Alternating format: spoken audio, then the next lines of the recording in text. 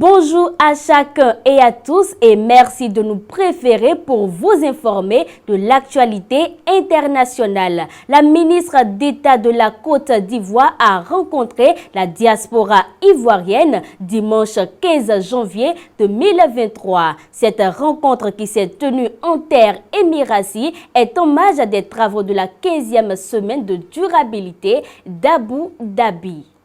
Hommage de la 15e édition de la semaine de la durabilité d'Abu Dhabi aux Émirats arabes unis le dimanche 15 janvier 2023, la ministre d'État, ministre des Affaires étrangères, de l'intégration africaine et de la diaspora, Kandia Camara, a rencontré la diaspora ivoirienne dont la présence remarquée dans plusieurs secteurs clés de ce pays honore la Côte d'Ivoire. Occasion pour le président de la diaspora ivoirienne, Jean-Paul Wali, d'exprimer à la ministre d'État la solidité des relations entre la Côte d'Ivoire et les Émirats arabes unis. La ministre d'État Kandia Camara a, à sa suite, adressé ses félicitations à la diaspora ivoirienne vivant aux Émirats arabes unis pour la bonne image qu'elle représente aux yeux des autorités locales. Elle les a invités à prendre une part active au projet de développement de la Côte d'Ivoire car le gouvernement souhaite que la diaspora contribue beaucoup à l'essor économique de la Côte d'Ivoire. Pour rappel, du 14 au 19 janvier, sous le thème uni pour l'action climatique en vue de la COP 28, plusieurs chefs d'État, des décideurs politiques du monde, des chefs d'entreprise, des investisseurs, des jeunes et des entrepreneurs sont réunis à Abu Dhabi pour une série de dialogues sur la transition vers un avenir meilleur pour l'humanité. Au Burkina Faso, la France en appelle à la libération immédiate des femmes enlevées à Arbenda. Cette injonction de la France intervient 112 heures après l'enlèvement de ces femmes. Dans un communiqué publié sur son site ce lundi 16 janvier 2023, le ministère français de l'Europe et des Affaires étrangères condamne avec la plus grande fermeté l'enlèvement de plusieurs dizaines de femmes près d'Arbenda dans le nord du Burkina Faso les 12 et 13 janvier dernier. La diplomatie française appelle à leur libération immédiate. La France réaffirme sa solidarité ainsi que son engagement aux côtés du Burkina Faso. Direction Gabon à présent. Un militaire de la garde républicaine a été radié de l'armée gabonaise. Et pour cause, l'ex-chargé de la protection du président Ali Bongo a été découvert ivre et nu en pleine rue dans une vidéo devenue virale sur la toile. La garde républicaine du général Clotaire Oligui Nguema continue d'être la risée des internautes sur les réseaux sociaux.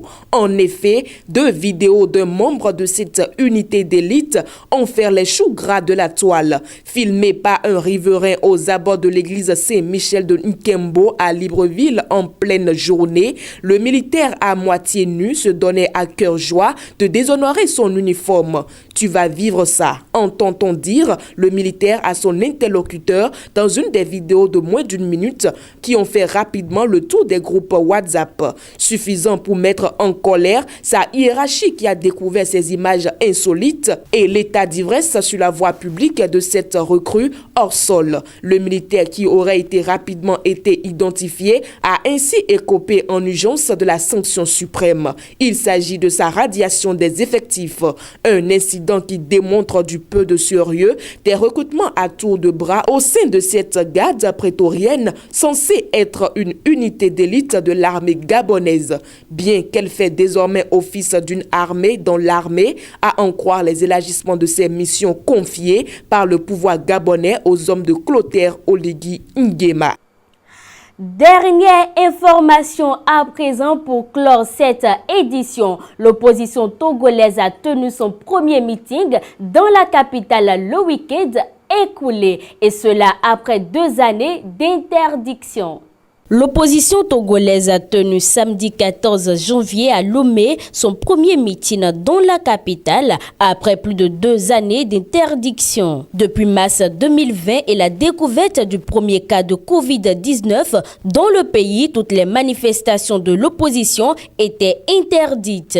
Pour la première fois après plus de 2 années, des militants de la dynamique Monseigneur Koudro, DMK, qui regroupe cette partie politique de l'opposition et 6 organisations de la société civile, se sont rassemblés sur une petite place publique à Bekodjendi, l'un des fiefs traditionnels de l'opposition. J'ai le sentiment que nous venons de franchir encore une nouvelle étape dans la lutte que nous menons pour libérer le pays. Nous avons démontré qu'il est désormais possible d'organiser des meetings à Lomé et partout au Togo, a déclaré à l'AFP Brigitte Johnson, coordinatrice de la DMK. Il faut que la vie politique reprenne, il faut que les Togolais se mobilisent pour sauver ce pays qui est en très mauvais état 60 ans après l'indépendance. Le gouvernement ne dit plus rien sur les attaques terroristes dans le nord du pays. Nous sommes tous des Togolais et devons savoir ce qu'il se passe